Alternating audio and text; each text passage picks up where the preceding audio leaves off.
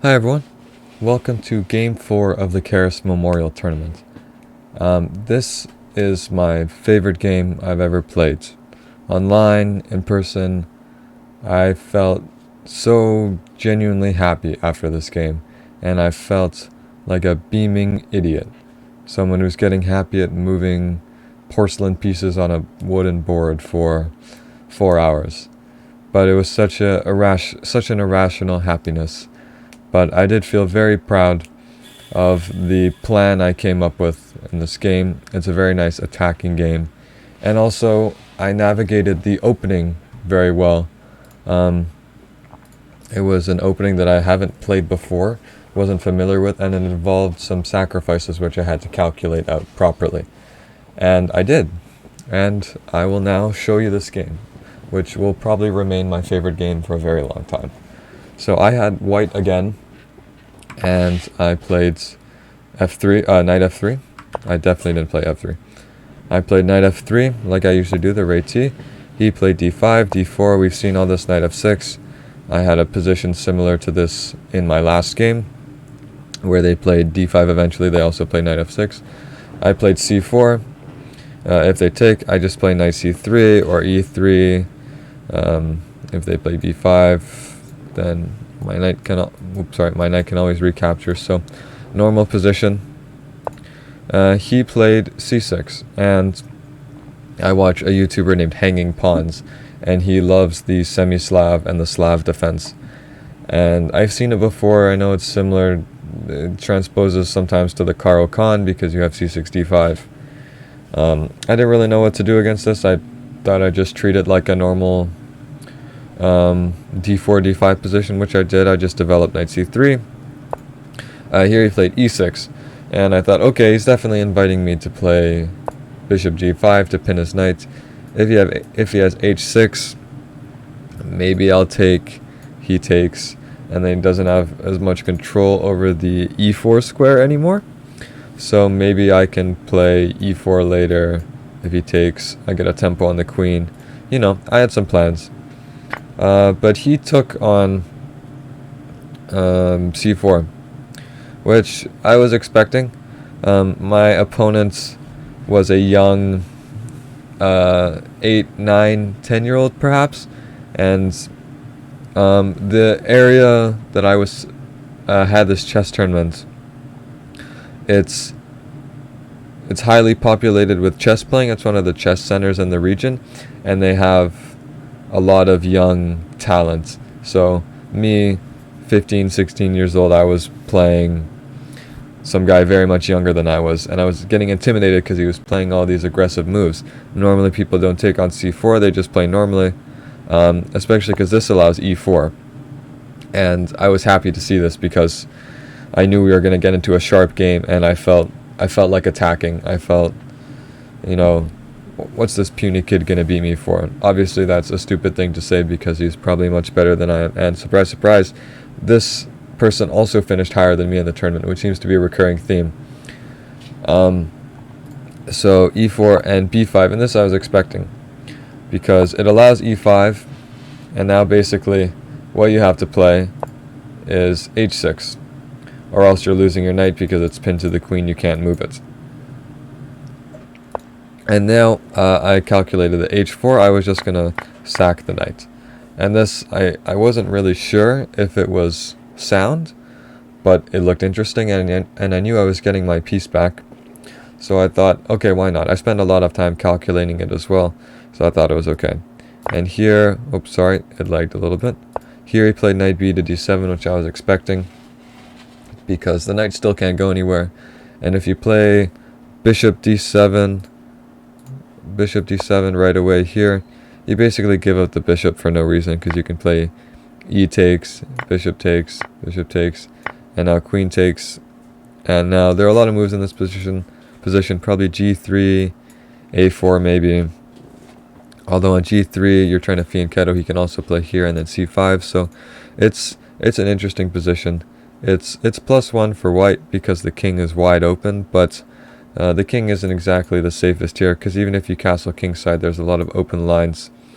So I didn't go into that, or he didn't go into that. he played the respectable knight b to d7, and I took, which is fine. I'm not really in a rush to take, but if he takes back, he's still pinned. So I thought, okay, I'm going to get my piece back. There is nothing wrong with this.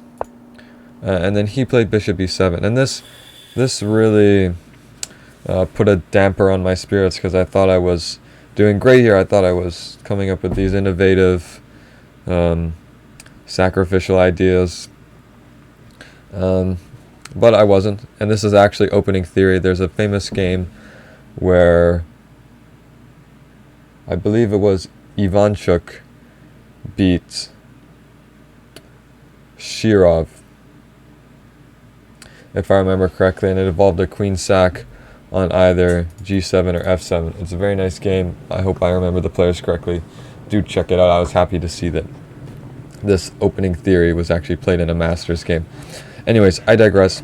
He played bishop e7, and I wanted to play queen f3 in some of these lines, because especially if he doesn't move the bishop, then the knight's pinned. I can take here. This doesn't really work because there's queen a5, which you'll see.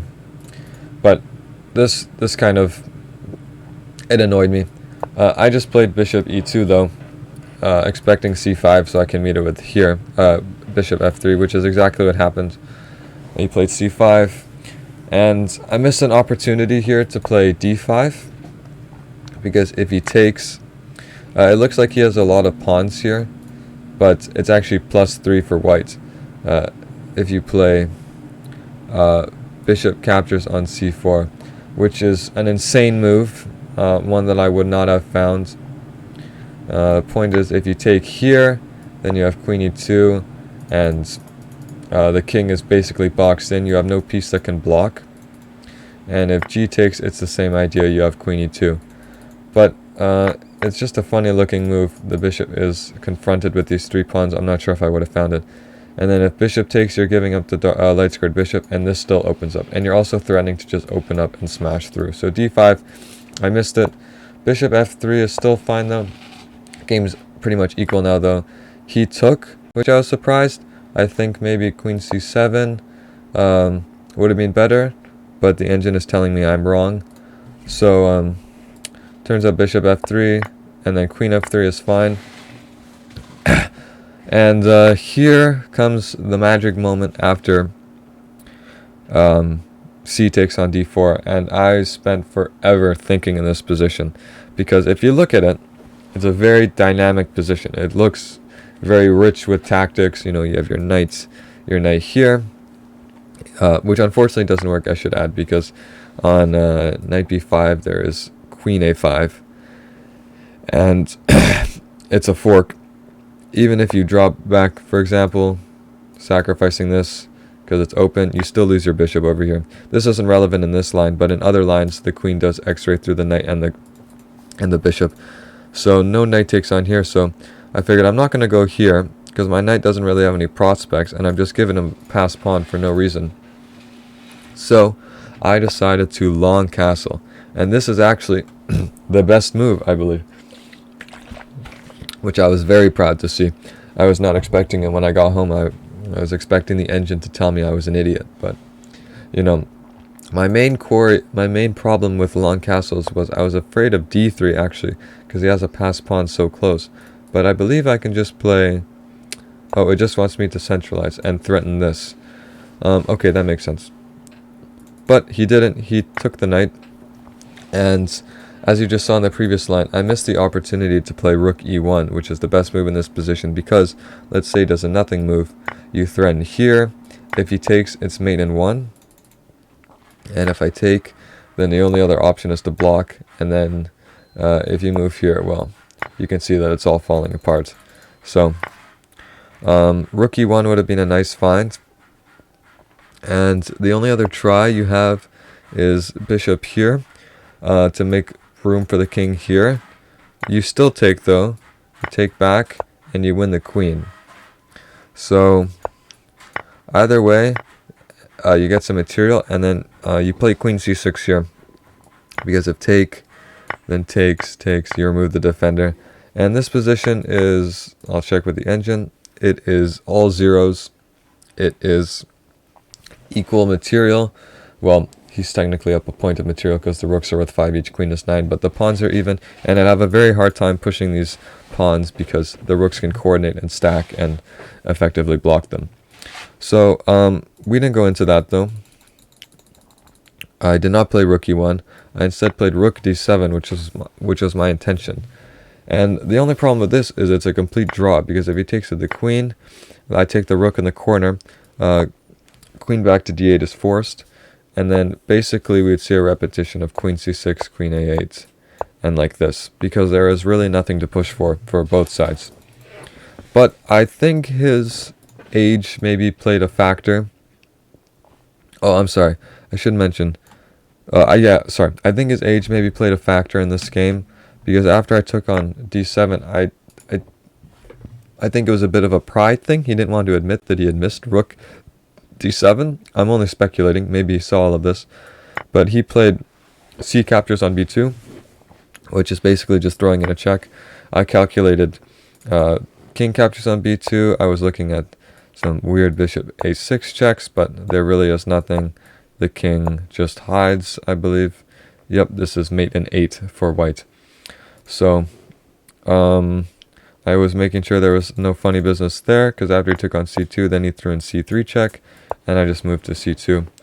And now he got out of the way with his queen, but basically it's too late now, because I double up on the d file now, and he definitely can't take here and give up the queen for 2 rooks, because now I have queen takes in the corner, and it's just mate.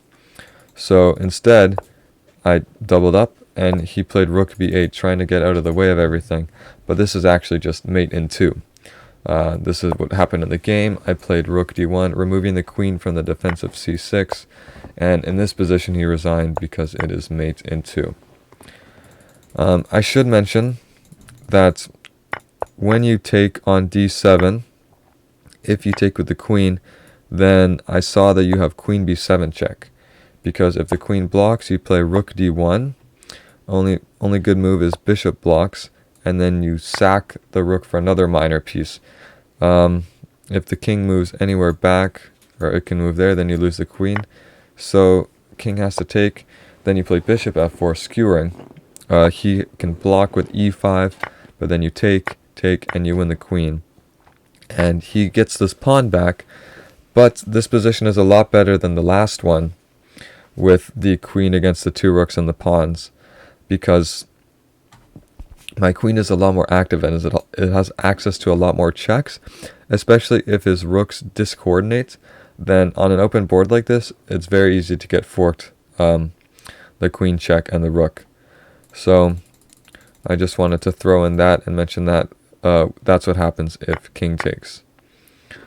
Even something like rook d1, you block, you can just drop back like this, and this is good for white. Let me just confirm with the engine. Yeah, it's about +2. But that's not what happened, so I avoided the draw, because I was thinking to myself, okay, after rook d7, if he takes with the queen, I am fine to take a draw. I was very tired, like I said, after the morning game, so this would have been fine, but that didn't happen, and instead I played this very nice game where I was able to checkmate almost on the board. He resigned in this position, but it was a very nice checkmate, and it all started with this knight sack on g5 that I had calculated. Didn't know it was opening theory, but I just went for it. And you can probably tell this is one of the games I analyzed the most out of my tournament, because I was so happy about it. I was so proud of it. So I had access to a lot more lines, and it was a nice and complicated game, and one with a nice finish. So yeah, and after this I walked to the bus stop, and I was singing and humming and happy, and was phoning my parents, and it was a great time. And 2 wins in one day. I was actually in, I believe, 5th or 6th place in the tournament at this point, out of about 40 people, and I was unrated at this point, so I was on a bit of a high. Although unfortunately, you'll see with the next 2 rounds that unfortunately with highs there come lows, and unfortunately you can't stay up there forever. But you'll see it. You'll see the 2 games tomorrow. They were hard-fought games. Anyways, that's it for today. I hope you enjoyed my favorite game I've played so far.